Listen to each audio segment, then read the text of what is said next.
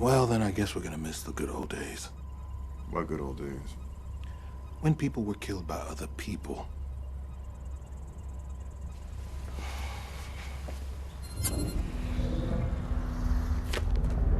Five minutes.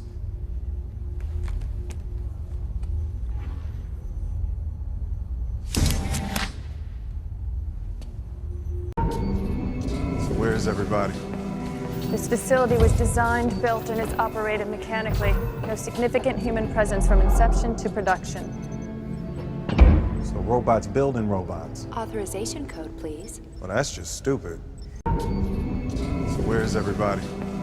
This facility was designed, built, and is operated mechanically. No significant human presence from inception to production. So robots building robots. Authorization code, please. Well, that's just stupid. But what if we developed a superintelligence like Skynet?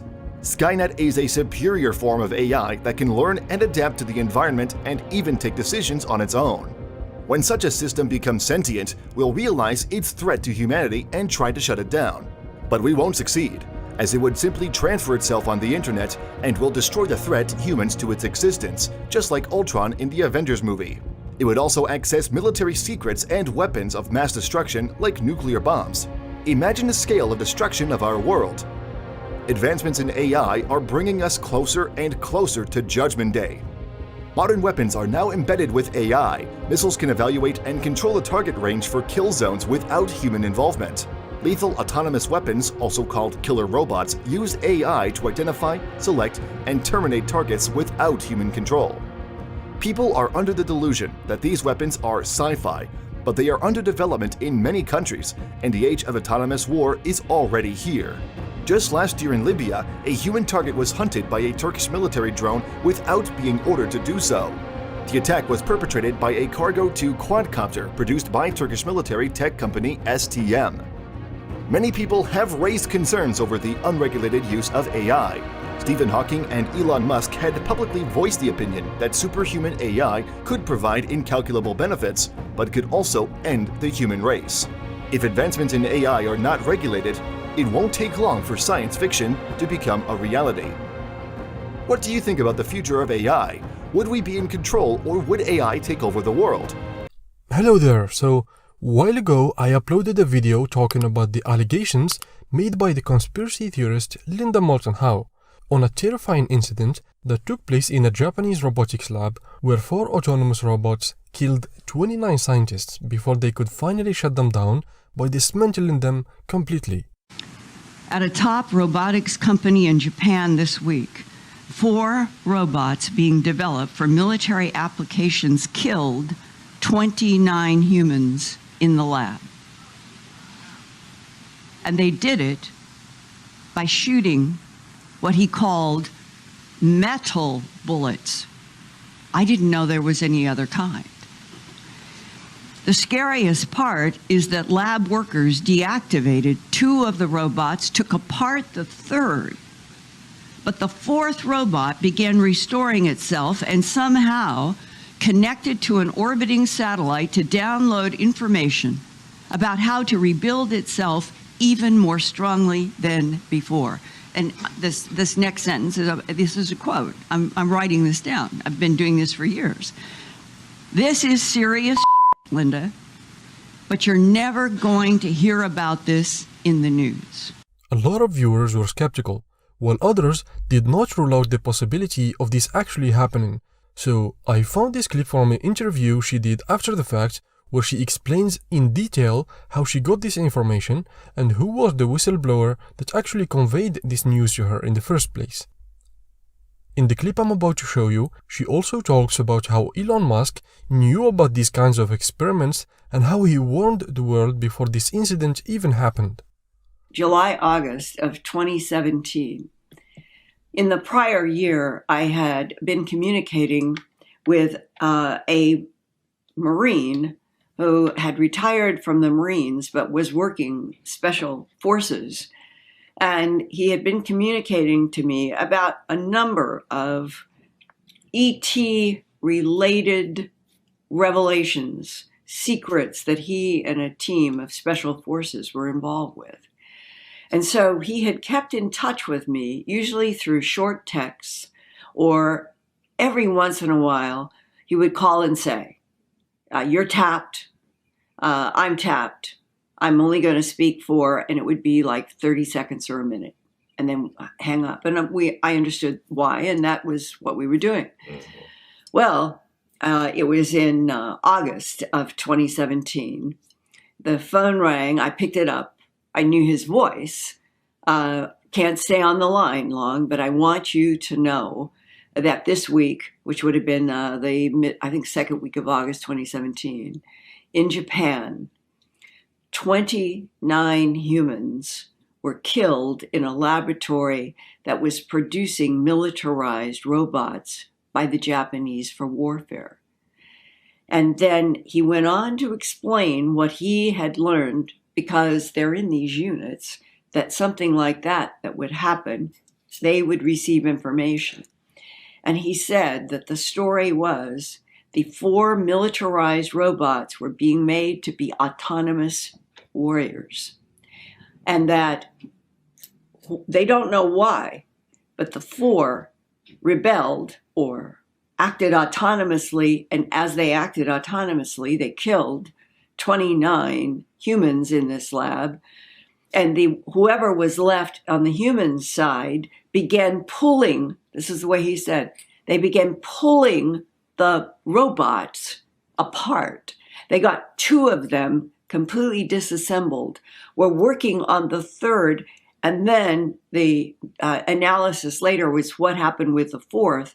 The 4th was communicating with a satellite that they were teaching these militarized robots how to communicate with the satellites to get information on missions. And that the 4th robot was now extending up to the satellite and was searching for information about how to make itself stronger to take on, apparently, the remaining humans. What did they do exactly to that 4th? I don't know, but I understand they took it apart. Would they ever put them back together? So now, we're up to a point in August of 2017 where I'm hearing a story that is shocking, and I would say is like a warning that hits you out of the blue, that if in August of 2017, 4 militarized robots being taught to be autonomous could do that in a lab, it made Elon Musk, only 2 months before, in June, at the Rhode Island Governors Association meeting. There were 33 governors from the United States, and Elon Musk was one of the invited speakers. And when they sat him down in a chair, and they started asking him his perspective as being head of Tesla and SpaceX, he said, I think that the greatest problem that scares me the most is artificial intelligence. And he said statements like, people don't understand that the robots, they're not going to need sleep. They're not going to need sick days. They're going to be able to do everything better, faster, more efficiently, and smarter than humans. And then he went on and he said, I am convinced that artificial intelligence right now is an existential threat to this planet. The meeting she mentioned in the clip was the National Governors Association meeting, or the NGA, where the governors of 55 states meet twice a year to discuss issues of national and state importance and to develop policy initiatives that address the most pressing issues facing the states. The meeting also provides an opportunity for governors to meet with representatives from the federal government and the private sector. In 2017, Elon Musk attended the NGA meeting and had an hour-long interview where he expressed his opinion on several subjects, including artificial intelligence. Somebody asked me to ask you this. We talked about workforce today, but they asked me, are robots going to take our jobs, everybody's jobs in the future? Or how much do you see artificial intelligence coming into the workplace? Well, first of all, I think on the artificial intelligence front, you know, I have exposure to the very most cutting edge AI, and I think people should be really concerned about it. I keep sounding the alarm bell, but you know, until people see like robots going down the street killing people, like they don't know how to react, you know, because it seems so ethereal. I think we should be really concerned about AI, and I think we should. AI is a rare case where I think we need to be proactive in regulation instead of reactive, because I think by the time we are reactive in AI regulation, it's too late. And normally the way regulations are set up is that a whole bunch of bad things happen, there's a public outcry, and then after many years, a regulatory agency is set up to regulate that industry. And there's a bunch of opposition from companies who don't like being told what to do by regulators. Anyway, it takes forever. That in the past has been bad, but not something which represented a fundamental risk to the existence of civilization.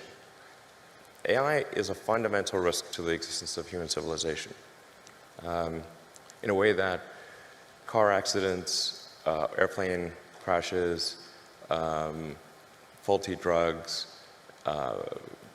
or bad food were not. They were harmful to a set of individuals within society, of course, but they were not harmful to society as a whole. AI is a fundamental existential risk for human civilization, and I don't think people fully appreciate that. You know, it's not fun being regulated. It's not, you know, it can be pretty irksome, but you know, in the car business, you know, we get regulated by Department of Transport, by EPA, and a bunch of others, and there's regulatory agencies in every country. You know, in space, we get regulated by FAA, but you know, if you ask the average person, hey, do you want to get rid of the FAA and just like take a chance on manufacturers not cutting corners on the aircraft because you know, profits were down that quarter? I was like, hell no. That sounds terrible. So, you know, I think even people who are extremely like libertarian free market, they'd be like, yeah, we should probably have somebody keeping an eye on the aircraft companies, making sure they build a good aircraft and good cars and that kind of thing. So, you know, I think there's a role for regulators. That's very